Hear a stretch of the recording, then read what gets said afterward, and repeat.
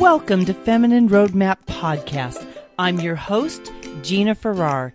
Each week, I bring you an inspiring conversation to help you navigate the challenges and changes of midlife so that you can not only survive, but thrive in your second half. Today on Feminine Roadmap, we are going to be talking about something I'm very passionate about, brain health. We're going to be talking with Chris and Joe Claussen about incorporating your brain health into your everyday life. So please stay tuned. Hello, Feminine Roadmappers. It is Gina here.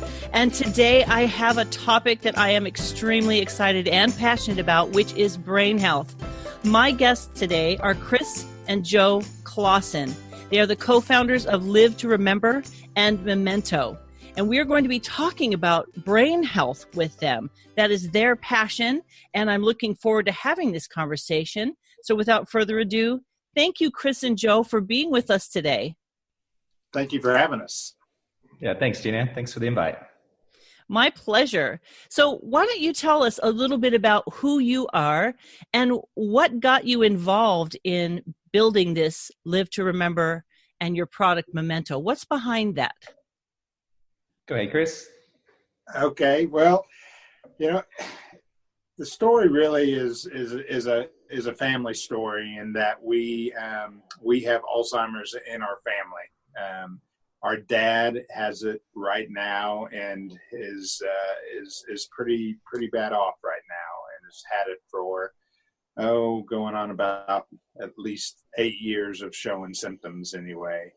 And our grandfather also had it, and Joe and I just decided a couple years ago that we had to do something to change our destiny and make sure that it didn't end up happening to us. So we started really researching and going to conferences and trying to figure out what we could do differently than what Dad did and what Grandpa did, and make those lifestyle changes to make sure that it didn't happen to us.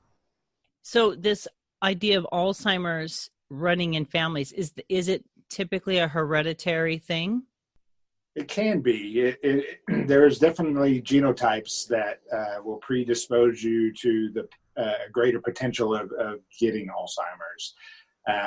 And Joe and I, we've both been tested. It's called, one of the big ones is the ApoE4 allele, and we both have one of those that we inherited from our father. So we have a greater risk than somebody who doesn't have it. But it doesn't mean you're going to get it. It just means that you have to do some things a little bit more seriously than what somebody else necessarily has to do. Ultimately, your genes are not your destiny. It's your lifestyle choices that decide that. Yeah. Okay. Well, let me talk a little bit about what those lifestyle choices that you and Joe decided to focus on. What were the steps that you took to kind of put yourself in a better place to kind of protect yourself against getting Alzheimer's?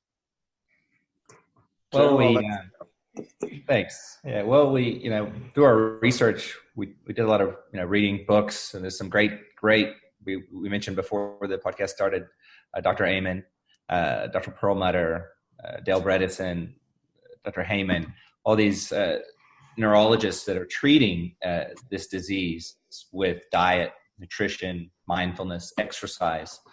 So, we went down that rabbit hole and really dove in headlong into all aspects of it. We started with just diet and changing our diets from the standard American diet into a more whole food, paleo, and eventually got into a cyclical ketogenic style way of eating. I'm using that as a tool for creating ketone bodies, which are the brain's preferred fuel source, in a natural way, not just supplementing with them, which you can do, but we really tried to do it through our diet, and then doing like high intensity interval training exercises. And we immediately, me a little faster than Chris, noticed the differences those changes made. For me, it happened very quickly. I became fat adapted very quickly, which means my body can metabolize fat easily. I instantly, of course, for about 4 weeks, lost about 15, 20 pounds, which I've kept off for about 2 years. And my mental cognition got better. My ability to recall words and stay focused on tasks, working on the computer, went up dramatically by just leading a healthier lifestyle. And so that's kind of how we ended up developing the products, is by doing the lifestyle changes. And we were seeking to add things into our diet. And we were doing stuff like this other, butter coffee and doing that. And then we started doing some testing on ourselves and getting blood work and stuff done, and finding out that, our genetics, is probably not a good idea to be consuming that much saturated animal fat for being ApoE, and then a couple of other genetic SNPs that we had. We found out that it's really a little bit risky for us to be doing that, but we still wanted to get the benefits from having a high fat diet. And that's kind of what led us down this path of creating this product. Now, you guys have both talked about tests that you took in terms of for Alzheimer's. So I just have never heard that before. So you would just go to your regular doctor and have them run a specific test? Is that kind of what you're talking about, or how does that work? No, so we just did 23andMe genetic testing, which lets you know your genetic SNPs that you have. And there's not really a test for Alzheimer's as such. They're working on some stuff where they can test your cerebral spinal fluid, but that's still in the future. It's not approved yet. Those aren't really out there where they can test you with any reliability. There's a few things that just popping up in the past few months, some new discoveries, but no, you can't just go get a test for Alzheimer's yet. Okay. But this, like Chris said before, it just lets you know that you're at a higher risk category. And about 25% of the population has this genetic profile that Chris and I have, the APO34. So it's a large number of people. That is a large number of people. And it does make you kind of wonder, talking about diet, if this is something that's always been around, or if we're just becoming aware of it, because we're tracking it. Yeah. If you look at the instances of Alzheimer's disease, even going back just 100 years ago, it was really rare. And then it perfectly kind of parallels the change in our diet as we've gotten commercialized food, and people's, our obesity rates are going up, diabetes is going up, and all those, if you look at those in a graph over the past 100 years, all three of those things parallel each other equally as they ramp up towards the latter half of this century. It's really, really pretty telling about what changed in that time is the commercialization and convenience foods, or food-like products that people consume on a daily basis that aren't really meant for consumption. Wow. Now let's talk a little bit about the brain portion of this, because you're talking about diet and brain.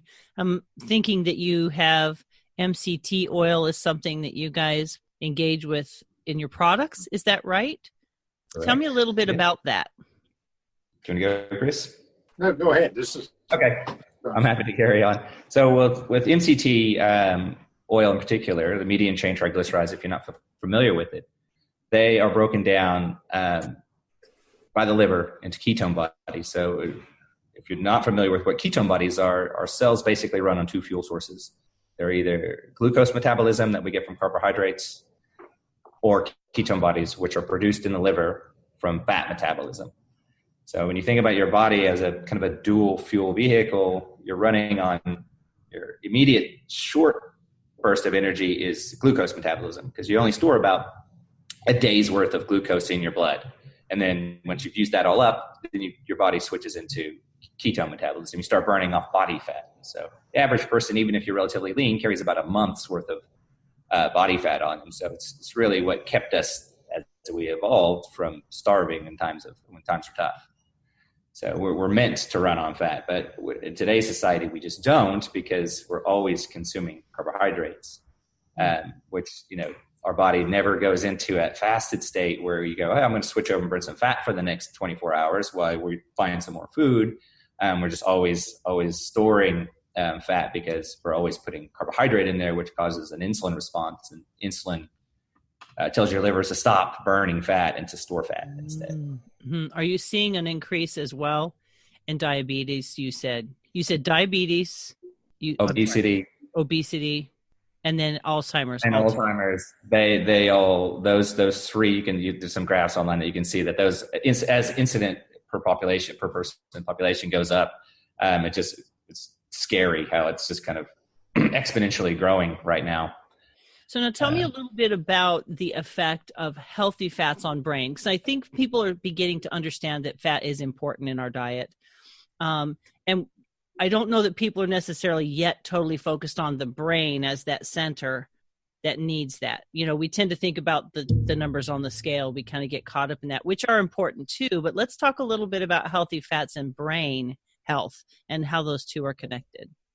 Well, yeah, there's another one of our ingredients is DHA, which is an essential omega-3 essential fatty acid that you only get through consuming it, and most Americans don't consume enough fish in their diet or properly raised animal, beef or lamb, that will have enough omega-3s to meet their requirements. So we're chronically deficient in it, and then we consume all kinds of other oils that interfere with our ability to process those oils, like industrial seed oils, that everything, potato chips, and commercially baked good is either cooked in soybean oil or cottonseed oil or canola oil. All these things are, when they're processed, they're heated to a high temperature, damages the oil, and then you're using those, your body's trying to assimilate these damaged oils and use them.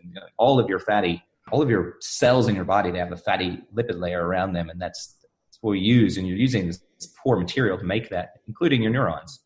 So this is where it equates into brain health. I mean, even when you change your diet over into a healthy fat, and you're eating lots of omega-3s, it may take you 2 years, the process of rebuilding all the new cells with new oils before you actually become healthier from the lifetime of eating bad fats, damaged, hydrogenated oils. We all grew up eating chips and corn chips and stuff that were cooked in hydrogenated trans fats. Well, the government finally banned that a couple of years ago, but that's just happened, and so we all grew up consuming tons of that stuff. And they're heated to like 2,000 degrees and then blasted with hydrogen gas, so that chemically binds another hydrogen atom to them, so they become fully saturated artificially, and so they won't rot.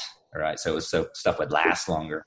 But when you do that, you're changing the structure of that molecule to something more akin to the plastic packaging that margarine came in than the original plant oil that it was. So what are the good oils then? Plastic, basically. What's that? Eating plastic? Is that what you said? That's basically what you were when you're eating saturated, hydrogenated oils, trans fats. You're effectively eating a form of liquid plastic because of the way the molecule is formed. Well, because of the way they processed it, not the way it formed in nature, it was okay if you ate it that way, but then they processed it through a high heat and intentionally saturating the fat with hydrogen, so there's no open bond, so it won't oxidize, therefore it won't go off. So now you've talked about the lipids in our bodies, but like our neurons, how do fats help our brains become more healthy? If we're having the right fats, MCT oils and the omegas and that sort of thing, how does that help our brain?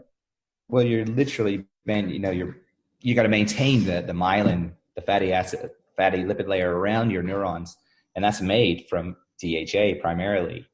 So it's about, your brain is about, from memory, is about 60% DHA. If you broke it down and turned it into mush, it would be mostly DHA. So you're constantly maintaining that, and as we age, that myelin barrier breaks down without replenishment, because if you're deficient in it, you're not rebuilding it properly. And that surface is the way the neurons talk to each other. That's where the synaptic gaps happen. That's where the chemicals touch and the receptors are in the brain. So as that breaks down, you become less and less efficient at communicating between the neurons. My grandmother had multiple sclerosis, and that's really just a breakdown of the myelin sheath is kind of fundamentally what happens, so that those synapses no longer connect. So the brain's talking and the signals aren't getting anywhere. Yeah. We seeing an increase. I feel like there's an increase in things like MS and connective tissue diseases as well. Are you seeing that in your studies? Definitely. Go ahead, Chris.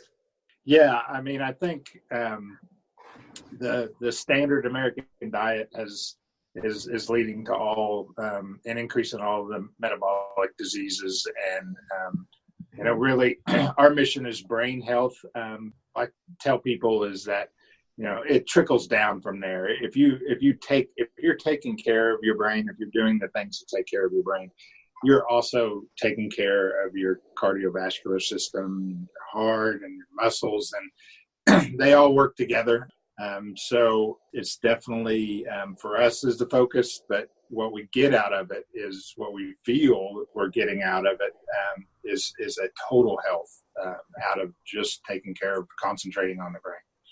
Now, one question that I think people might have is, you see a lot of these supplements on the market. Obviously, diet is our first tactic, but how effective are supplements with like the DHA, the MCT oils, when you add that to your foods or your coffees? Because I have an MCT oil that I buy.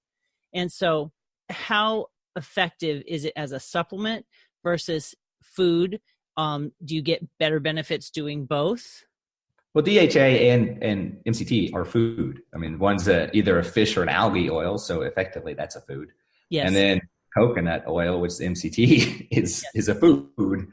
They just, I guess when you isolate it, you then call it a supplement but it is still coconut oil, and it still is fish or algae oil, effectively. So they're kind of, you can call it, just because you separated olive oil out and put it in a different bottle, would it then be a supplement? It's because it's still just some people olive may not adjust their food, but they might take the supplements. And is that not effective, or is no? And taking a handful of pills is never going to solve anything. It is multimodal, and it really starts with the basics of lifestyle. And a lot of people struggle to get the essential nutrients they need in their diet. And that's why we made our products, is trying to make it easy, because no one wants to take a handful of supplements anyway. It's not fun. It's not exciting. And it's like a job. If you have to open up a pill bottle in the morning and take a handful of pills, it's just And, everyone likes their coffee. And so that's kind of where we just add this into our coffee, and it tastes good. And we're like, hey, this is easy. People will do this. People will comply with getting that. And then they don't have to think about taking a handful of pills, or, oh man, I can't really afford to eat some salmon today for lunch, but I got my DHA in my coffee this morning, so that's cool. I'm good. Maybe I'll just have a salad or something.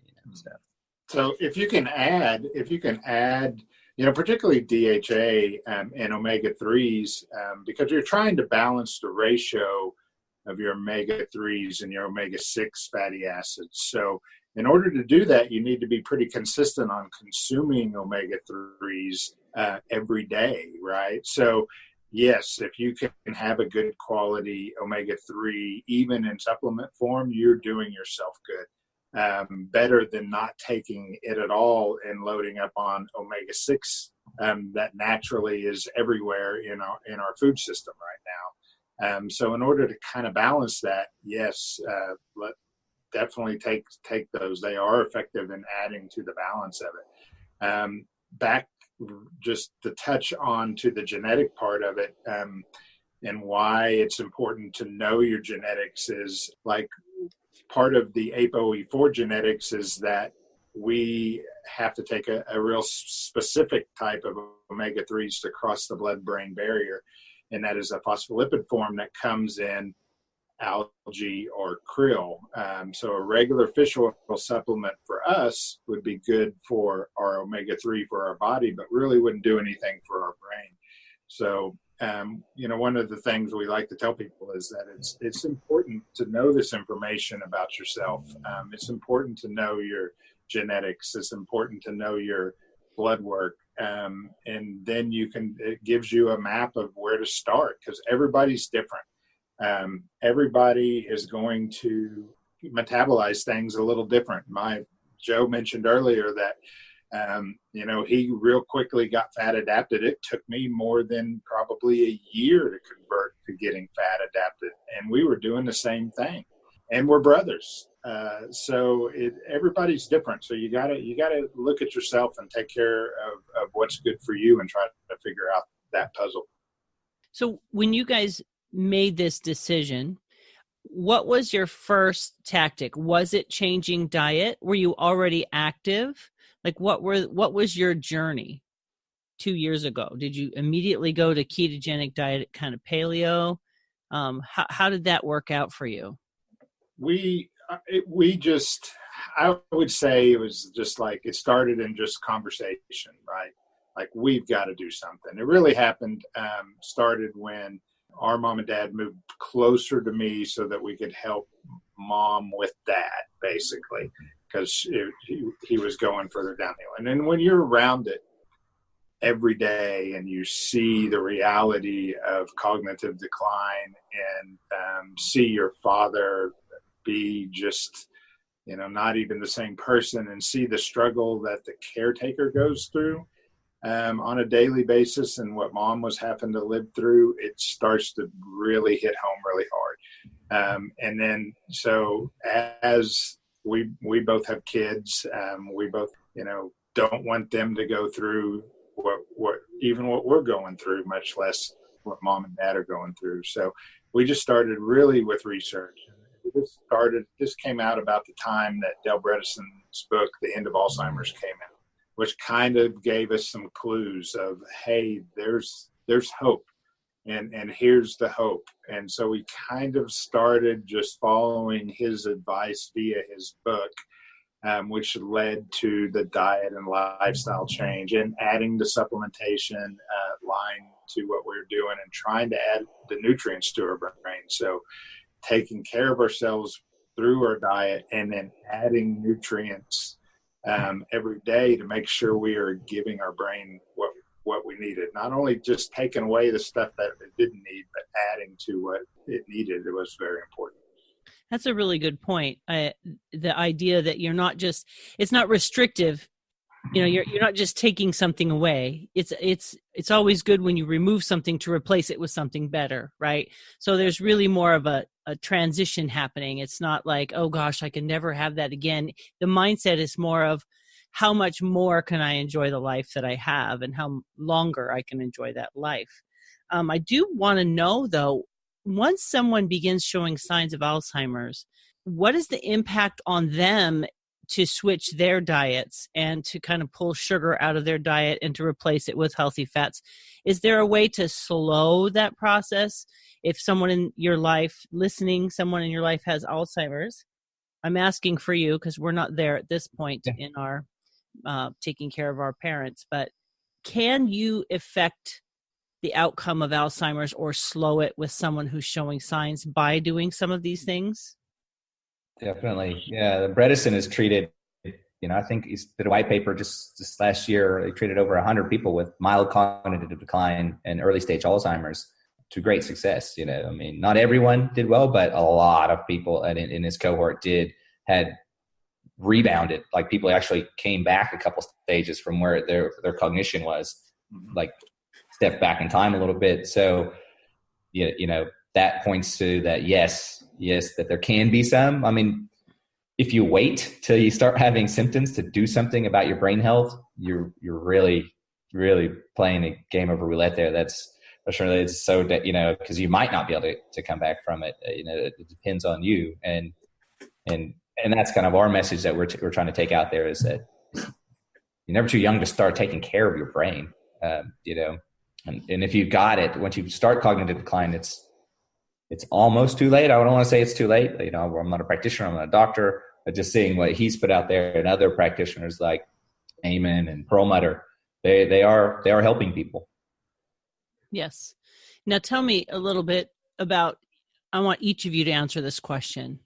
What are you most passionate about? What's at the heart of why you're doing what you're doing? Obviously, watching your father decline is a big part of that, but tell me a little bit about your heart in this Live to Remember and creating Memento as a product. What is your passion in that journey? I'll start with Joe, since you're the closest to me. Yeah, no worries. Yeah, for me, it is all about helping people not suffer. If we have one person, that'll do it for me. But I have much greater ambitions that I want to help hundreds of thousands, if not millions of people avoid the fate of that my dad's going through and that my mom is going through, because it's a woman's disease. Women get it 2 to 1 to men. That's, plus women are caregivers 75% of the time as well. So, it's really affecting millions and millions of women throughout America and the world, on a greater scale. So anything we can do to bring awareness and any kind of knowledge that people listen to the facts of what's going on, the science that's out there, that prevention is where it's at. There's not going to be a magic pill that you're ever going to get that's going to fix you if you get it.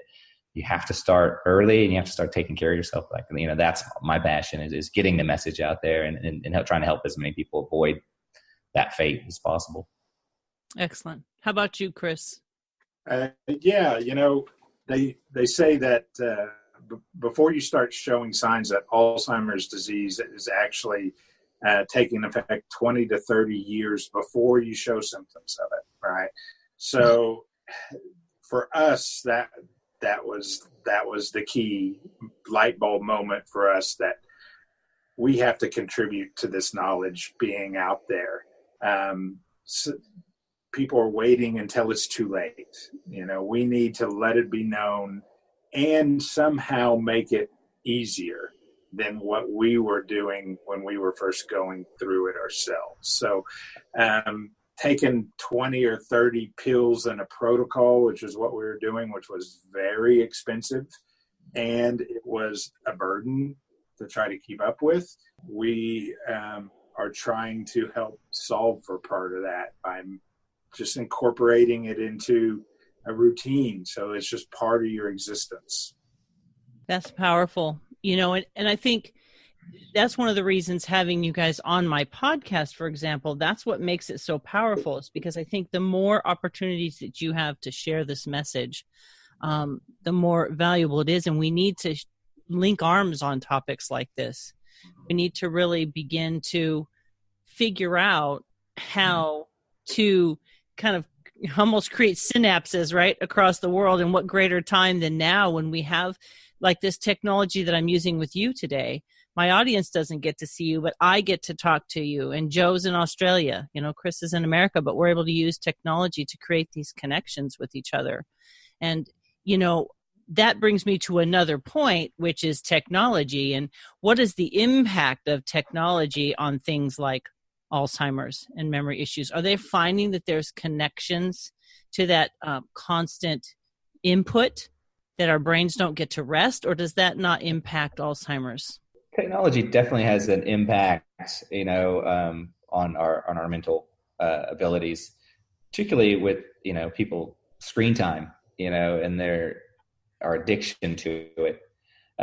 Not only addictive behaviors like trying to follow likes and the dopamine hit that and the addictions that you can get from that kind of stuff is not good for your brain. But really one of the key ones is just like, look at everyone's on the screens in bed at night, and that throws your circadian clock out, and then you don't sleep properly. You may go to sleep, you may be unconscious, but you don't get restful sleep. You don't get into the deep cycles of sleep when you're staring at a blue light. It's directly into your brain. Your eyes go directly to your brain, which affects you. And how it sets your circadian clock is through light. And so by not having dim lights at night and being exposed to bright screens and staring at this blue light, you're damaging your brain in the long term, especially doing it long term, every day, every night, day in, day, you're never getting the proper sleep that you need. And they're finding that when you sleep is when your brain does its housekeeping. That's when they just recently discovered these microglial cells that open up, and the brain barrier opens up, and you exchange fluid and you flush out your oxidative stress and stuff that you've created through cellular respiration only in certain cycles of sleep. So if you don't get there, you don't get the flush out, and that causes long-term damage. Now, what about things like mindfulness and meditation and things like that? How are those resources helpful to brain health specifically? We're also talking about Alzheimer's, but just in terms of self-care, self-brain care, how do those things figure in, and how do they impact the overall health of our brain? Definitely mindfulness and meditation is a very important part of what we do, and what we encourage people to do, because the other big impact is stress and cortisol on on your brain and your body. So yes, technology can add to that stress, but it can also lead you to the knowledge of how to start a meditation practice or connect with a teacher. So, everything is a balance of bad and good, including technology. So try to embrace the good part of it and use it for the learning, and take off the part that causes stress and causes damage to your body. And that kind of goes for everything, really, from food to everything. But we've both incorporated meditation practices in, and there is a lot of good resources online. There's great podcasts I listen to, like 10% Happier with Dan Harris is a great podcast. A guy that we've met and we hope to go to one of his retreats is Light Watkins, and he has a great book called Bliss More about getting into meditation and some first steps along those lines that are really powerful. It's helped me eliminate some of the daily stress that you put on yourself with just negative thinking and worry. How does that affect our brain health when stress has such a big part in our daily lives? Because, we talk about the conscious and the non-conscious, or the conscious and the subconscious mind, and how that subconscious mind is like a CPU, right? It's constantly going. How does stress, when you guys are talking about improving brain health, Alzheimer proofing yourself as much as possible, just the longevity of the health of your brain. From your experience, how have you seen the increase of your brain health from dealing with the stress, and what have you learned about stress and its effect on brain health? Yeah, well, as Chris mentioned, directly stress in the body, you embody stress in the physiological reaction is you create cortisol, which is damaging to your neurons itself. High cortisol levels. It's natural to have cortisol in the morning when you wake up. That's how you wake up. Your body produces cortisol, and that's what brings you out of an unconscious state. That's a good thing. But then you're meant to kind of burn that off in the first kind of hour or two of being awake. That kind of goes away, and cortisol levels come down, and then you become in more of a relaxed state throughout the day. But we don't. Most people kind of tick up their cortisol levels, and then they're straight into emails and phone and kids and and then they're just like, and they never stop. And the cortisol levels just maintain high all day. And it's that high levels all day that is punishing and damaging. So what I hear you saying, Joe, is all these people that talk about having a morning routine where you don't check your email and you don't check your phone and you don't touch technology for at least an hour. Yeah. It's not just so that you're more productive. This is literally a healthy choice for your brain. Correct. And your brain, which is, the center of also a lot of your emotions too. By having a time, I do kind of participate in 5 a.m. club. So it's the first hour. You can be whatever hour you start at in the day. Like this morning, my 5 a.m. club was at 2:30 in the morning. That's the time I started my morning. So yeah, I try to take an hour for myself, a bit of meditation, a little bit of movement first thing, a little time journaling, trying to be set a pace of gratitude. I do gratitude journaling, which I find really helps. I do that, prior to my meditation. And so you can break it down into 3 20-minute segments, a little bit of movement, a little bit of journaling, a little bit of meditation to start the day.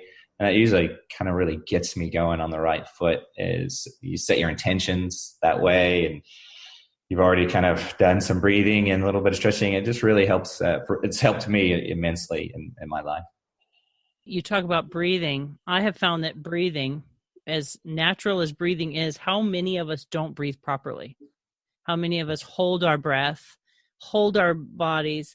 We're talking primarily about brain health, but I think you can't talk about that without talking about the way that we breathe, the way that we move, the way that we handle stress and our emotions. I recently interviewed a doctor talking about how our bodies hold emotion, and I've become more aware of the fact that we have a brain, but then we have a mind, right? And they can't quite figure out where the mind is, but we know that memories are stored, right? And so I have had some experiences in my life where it affected me physically, certain memories. And I thought, is that memory stored there? Because that's where I always feel it when something triggers it. You know what I mean? And so when I think about brain health, I also think about mind health, that kind of ethereal thing people don't know what to do with. Well, you have an internal brain as well around your gut. There's so many neurons and connections and links in the vagus nerve between the gut and the brain that, they say when you have a gut instinct about something, well, that's maybe where it's coming from. Is that literally that connection between your body and your mind? The brain isn't separate. It's the link between everything, but they reckon we actually kind of have a second brain around or in and around our gut. So you can't talk about brain health without gut health as well. Yes. Is something I haven't really touched on yet is, that connection, the gut brain connection is crucial, for brain health, is to have a healthy gut. Well, since you brought it up, Joe, why don't we go ahead and talk about it? Because that was my next question. But since you got there before me, I'm excited. We're on the same page. Let's talk about that. The gut being the second brain, which I have heard, because I think some of the people that you guys have studied are people that I've read or heard speak. So let's talk about gut health. There's a lot of conversation going around, candida and different things that affect the gut and the prebiotics and the probiotics and all of those things. I think people probably have pieces of the story. So let's kind of have a good kind of cohesive conversation about what gut health is and how one has a healthy gut. Yeah. You want me to go, Chris, or you sure, go ahead. Yeah. Well, probably one of the keys is, the whole quote unquote leaky gut that's been described out there and from our standard American diet, full of stuff like gluten that can cause irritation in the gut lining. Actually makes little microscopic holes in your single cell wall of your gut lining that then allows that particle that went through that knocked the hole, and then actual bacteria and fungus and stuff that's yeast that's living in your gut to get into your bloodstream. And so that's why around your gut is like 70% of your immune system is concentrated around the lining of your gut, because it's battling all these little things that come into your body. And so that causes a chronic state of low inflammation by poor dietary choices. Not was just singling out gluten, but there's lots of things that can cause that. Just eating imbalanced can cause gut problems for people, and a lot of plant foods cause a lot of problems for people that they don't realize. So it is a big, broad subject, gut health and maintaining your, and it's very personal. Everyone's different, and what suits you might not suit me. There's not a blanket one size fits all diet that people can follow. Unfortunately, you really have to find out what works for you, or what you might have allergies to, or what your heritage, like your upbringing, your ancestry leads you to be good at digesting. If you're Northern European, you may be really good at digesting, milk, or, and then there's some people from like Asia or wherever, where they don't consume a lot of milk historically, that they really struggle digesting milk. And then so they're going to have problems consuming dairy on the regular, whereas some people where they've had generations and generations adapting to it, they don't have a problem at all. They thrive on it. So it really depends on the person that, they really have to work with. They're educating themselves or getting to a functional medicine practitioner and dialing that in and finding out what really works for them. I think that, back to the theme of that, if you're going to try to take stuff away and try to add, that there's one thing that I think that can be pretty much agreed upon is that we need to add resistant starches to our diets for our gut bacteria to feed off of that build the gut lining. And that's something that we don't get a lot of, again, in the standard American diet. But it is pretty easy to incorporate that into what you're doing. There's some techniques like with potatoes where you cook them and then cool them and then you can reheat them, and then the resistant starch that instead of taken into your body and made into glucose, it's taken in to your gut and feeding your gut bacteria. And so that's real important. The other thing that, what's changed, how come there's more leaky gut, more problems with that now than what there was 100 years ago? I think there's a big push that it's possible that glyphosate, i.e. Roundup, is actually antibacterial, and we're consuming it in mass quantities in our commercial food, and it's killing our gut bacteria. And the gut bacteria is responsible for building and maintaining our gut lining. And we're just doing it to ourselves through the commercialization of food. And so it's possible that that's one of the big causes. Interesting. You guys were talking about, in terms of gut health, how, something external like Roundup gets into our food and it begins to affect our gut. And it's difficult to know. I always joke that everything causes cancer. Like, they're like, don't drink that, don't eat that, don't breathe that, and it's just, you get to the point where it can be very overwhelming to know what to do and what actions to take. How do you guys feel about pre and probiotics as far as building up the, microbiomes in our guts, things like fermented sauerkraut and things like that? Yeah. I think it's important to add those things into your diet and try to particularly when they're coming from food. I don't know enough about it other than what I've read, that taking supplement forms of probiotics are limited in what they can deliver to your body, and that is actually more important to concentrate on feeding the microbiome that you have and having the right ones flourish, and make sure that you don't feed the ones that aren't supposed to be flourishing. So you can do that with just your diet of taking out the carbohydrates and replacing them with resistant starches and things like that. What are some other resistant starches? That's really the first time I've heard that phrase. You said you could take a potato, cook it, cool it, and reheat it. What is a resistant starch? Give me a couple of other examples, please. Yeah, you can do the same thing at some level with rice. Green bananas are just right before they start getting really ripe is a resistant starch. Jicama, which is a root vegetable, and that is really makes for a great little snack. You just slice it up, and it's got a nice sweetness to it. It's full of inulin, which will feed the gut bacteria that flourishes your gut lining. So chicory root is another one that you can get in a powder form and add to a smoothie and add a resistant starch to your diet that way. So there's lots of available options out there that there's more getting away from the refined carbohydrates that we have in our diet so much. Okay. So they're coined resistant starch because normally, like a potato, if you just cook it once, it's just a bunch of starch, a bunch of carbohydrate, and it's relatively simple, and when you eat it immediately. But if you heat it and then cool it back down, what happens is those starch molecules bond together and then become longer, more complex starches. And so they're too big to be broken down into simple carbohydrate and be digested. So they don't get pulled through the gut lining because they're too big. So they stay in there, and the gut bacteria then consume them and make short chain fatty acids and stuff for you, butyrate and stuff, which are healthy, which your body needs.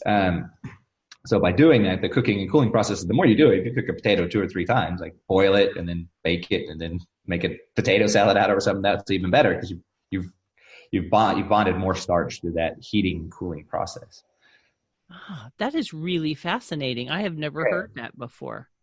Yeah, it's a really cool hack. So like when you're going keto, it's hard to you miss a baked potato or something. But if you just boil them up and then put them in the fridge and then break one out and throw it in the oven, you can kind of cheat that the carbohydrate because you've made a lot of that starch in there resistant. That is so cool. I'm like, yes, I'm not necessarily in love with potatoes, but I love the idea that you can actually have something and make it healthier. Although I need butter, not going to lie. No, Potato without butter. I still eat butter. I just don't drink it in my coffee anymore. Oh, Get a good grass-fed butter yes. and use it in limited quantities, and it's all good. You know what was interesting?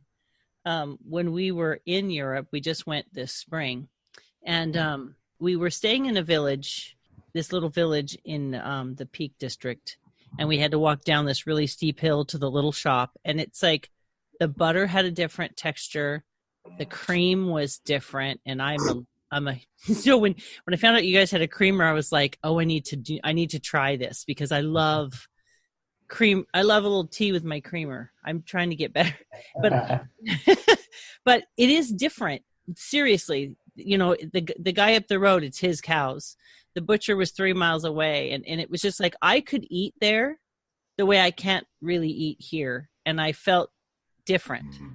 Most likely they weren't, Jersey. They would have been like a different breed of cattle that probably would have been A2 milk too. So the cream and everything that you would have been consuming would have been less irritating, less inflammatory too, because the casein in the standard dairy cattle milk has been shown to be inflammatory in your body and in your brain actually. So really? By eating that milk and stuff, you probably would have been it wouldn't have bothered you as much. What's interesting too is they were talking about what the animals eat.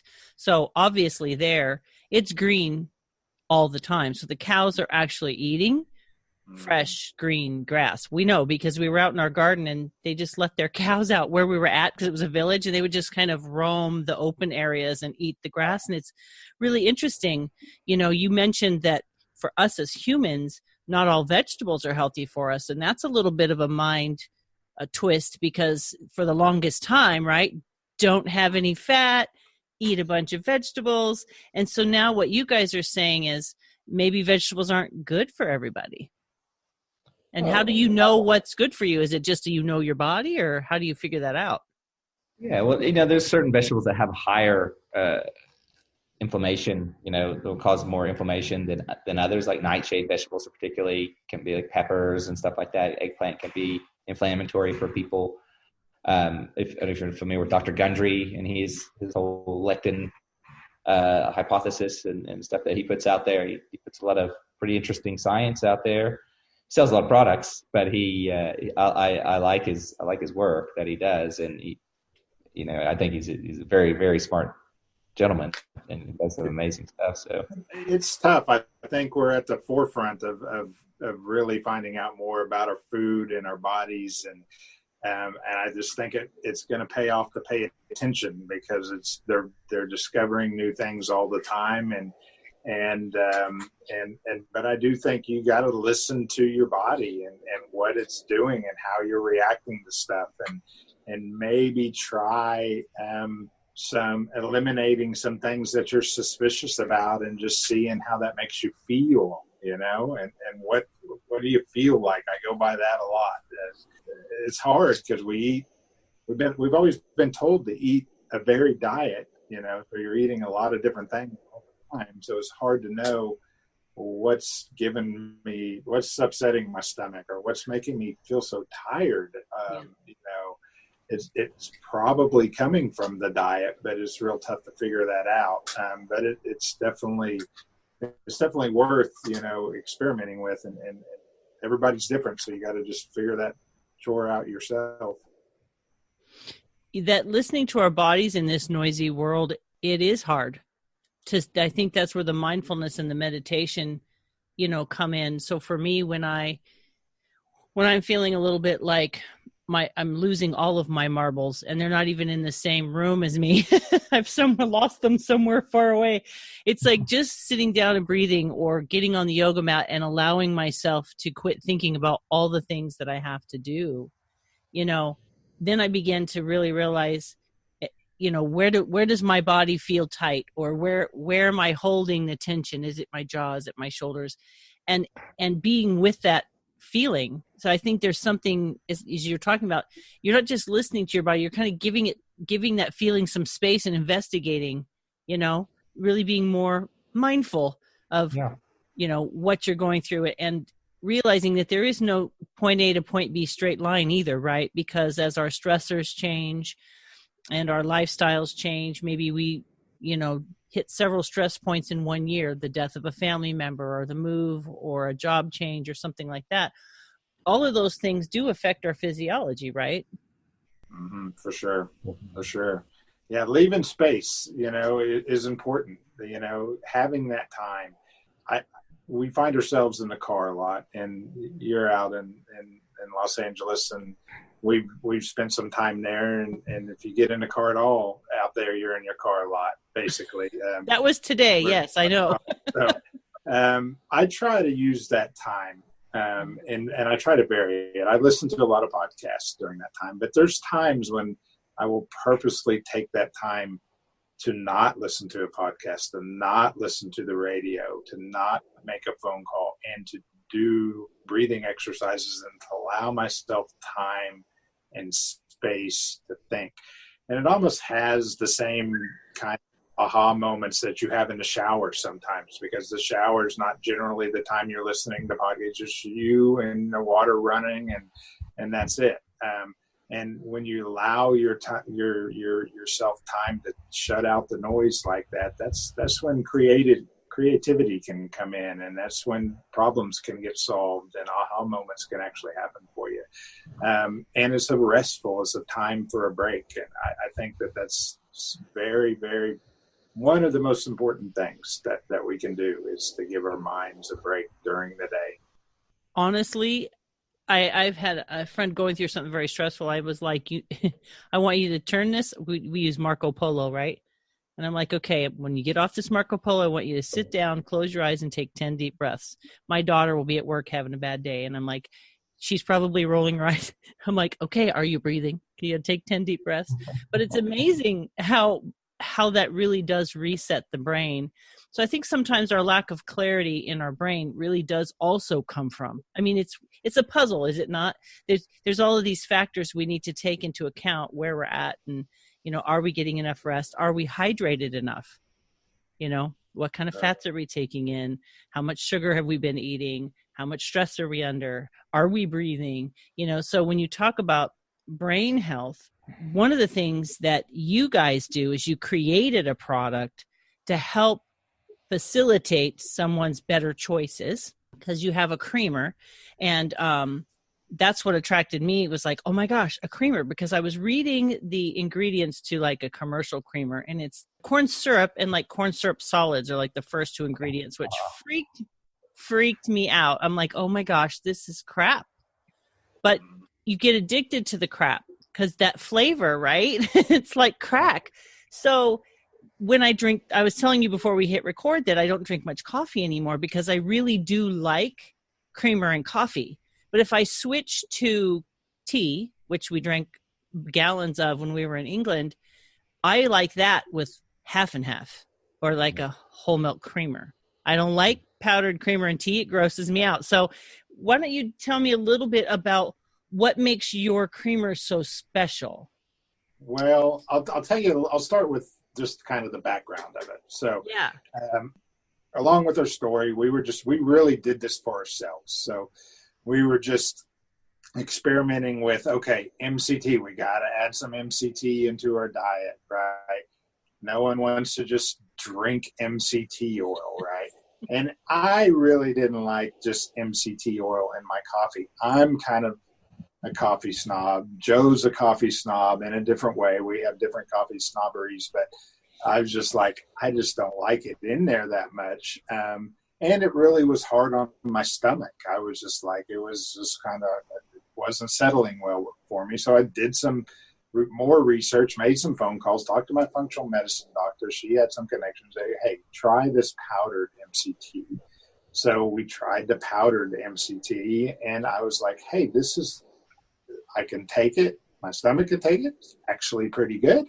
And then just started evolving there by adding some different ingredients like lion's mane mushroom, adding some collagen, adding L-theanine, which actually comes out of green tea. And I experimented with a lot of different things. Some things got eliminated because they didn't taste good. and I was just like, I want my coffee to taste good first before it's a health drink. And so we kind of came up with something that worked really well in a powdered form. And we were sharing it with people. People were loving it, wanting more. Hey, make me more, send me more. We really wanted DHA in it. So we probably tried every powdered form of DHA that exists that we could get our hands on, and none of them tasted very good in coffee. It just didn't go. And so we ended up taking the next step and going to try to find someone that could make us an emulsified version of it. And so that we could incorporate the DHA. And we went through the process with some advisors, and we worked with the company, and we made an emulsified version of our product with DHA in it. And it just came out just really, really delicious. Even surprised us. We were like, wow, this is really, really, really good. And the ingredients in it are fabulous. Like, it was really great. It's really good just right off the spoon.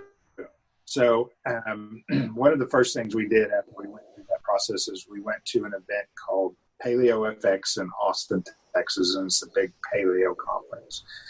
And we did that just to get market feedback from people that were kind of in that world and in that know of health. And the feedback we got was tremendous. People really, really loved it. It gave us the confidence to go forward to get it to market. We made contact with people there, like Dr. David Perlmutter, who wrote The Grain Brain. He really, really loved our product, offered to help us in any way he could to get us to get everything going. And then there was like private chefs and people that were in the food industry that were at Paleo FX, and the big feedback from them was like, hey guys, this isn't just a coffee creamer. I'm going to put this into my kitchen and incorporate it into my keto desserts that I make for my clients, and put it on top of keto ice cream. And so it was really like, wow, it's also a topping. It's not just for coffee. It's actually, you could put it on stuff that tastes that good. But all the ingredients are really, really good for you and good for your brain. So it's something we're really proud of. What an incredible solution, because I've been actually trying to find, before I just went back to whole cream, because I have here in California, I don't know if it's out, I think it's just in my area, called Clark's Nutritional Store. And they have like everything you could possibly think of and things I've never thought of, like in their herb department and all kinds of things. But they buy organic, fresh dairy products. And they even have butter from Germany, butter from Ireland, butter from different countries, so it's a fun place to shop. So I was trying these different creamers, and I just found that trying to find something that has a richness to it, because I think that's what I'm addicted to. And, these other like coconut milk ones are fine, but I don't like sweeten my coffee. So I guess I'm a snob, even though I don't really drink coffee. I can't drink most coffee anywhere. There's one brand we buy from Cost Plus that I like. And after that, I don't want to drink coffee. But, so I'm assuming that your creamers are creamy, like they have a richness to them. Am I right? They do. That was really important to us, and it's not easy to pull off either. It can be tough to give it that mouthfeel that you're used to in that. I can't wait to try it, because, this whole idea of brain health and making healthier choices, I relate to you guys in terms of when you watch your parents. There comes this point. My podcast really speaks to a lot of midlife issues. And we get to this point where we're watching our parents' decisions, whether they're financial decisions or physical decisions, relationships decisions. And we're watching the, I guess, kind of the outcomes. It's starting to build up. And it really does make you think, am I on that path? And is this the end game I'm looking for? Right. And so I really admire that you guys said, this isn't the end game we're looking for. And why not take action, right? Because you already know what it could be. And having the courage to create something and take a different path is is a very honorable thing to do. And to be brave enough to share that with the world, I really appreciate that. We're at the top of the hour, and I want to keep going, but I can't. So why don't we? Joe's been up for the last 6 hours. He's got things to do. We're at the end of our day over at this end of the world. But if you could kind of give a gift of 3 things, and I would like you both to share your 3 things, even if they piggyback on each other. So I'll start with you, Chris. If you had 3 things that you really wanted people to take away from what you've learned, what you're passionate about, what would those 3 things be? And then when Chris is finished, Joe, I'll have you share what 3 are important for you to share with my tribe. I would say number 1 is it's important to start now. No matter what stage you're in life, it's important. It's no matter what your genetic makeup is, brain health and cognitive decline, if you live very long, is going to affect you if you don't take care of it your whole life. It should be a very important part of your life. So that would be number 1. And number 2 is that it's not as difficult as you think. We've made some big changes, and I've actually enjoyed the process of it along the way. I actually enjoy food. Didn't even realize that I wasn't enjoying food because I became accustomed to it. Just kind of everything was the same, and now there's a challenge behind it again. And enjoying food, not only for its taste, its beauty, but the nutrition that it gives you, puts it on a whole other level of appreciation. It really does. And that's one thing that I'm really, really thankful for this process, is just my love of food is back. And I love it like I did when I was in my 20s again. And then number 3 would be just incorporate it every day. Do your best to incorporate small changes every day. It doesn't have to be I'm doing it all at one time. Take the baby steps. It's okay. The time's going to pass anyway. And you take little steps, and all of a sudden, in a few years, you've made a big life change, taking a bunch of little steps every day. That would be my 3. That's awesome. Thank you so much. How about you, Joe? What 3 gifts do you have? Yes, well, I'm going to piggyback off Chris. One of them is obviously the daily habits, as he mentioned, is doing something every day.